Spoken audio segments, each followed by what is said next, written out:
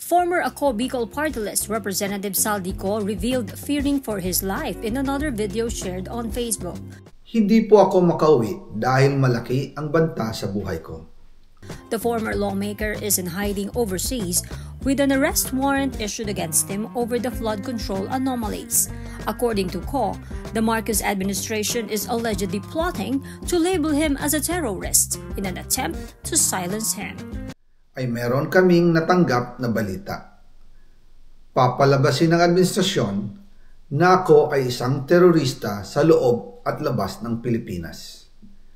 Para mailibing ako kasama ang katotohanan kahit saan man ako pumunta.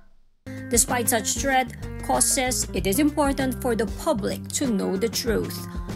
At lahat ng ito, mula sa unang utos noong 2022 hanggang sa huling delivery noong 2025. Umabot sa mahigit 55 billion pesos plus ang naihatid sa bahay ni dating Speaker Martin Romualdez.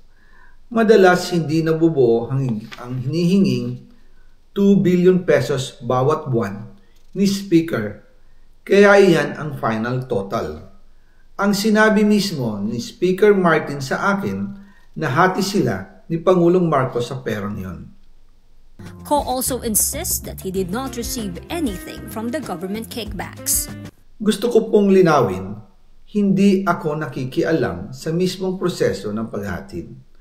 Dumaan lang po sa akin ang pera na agad dinideliver kay Speaker Romualdez. Ako lang po ang nagko-confirm sa text kay Speaker kapag nadala na ang pera sa bahay niya.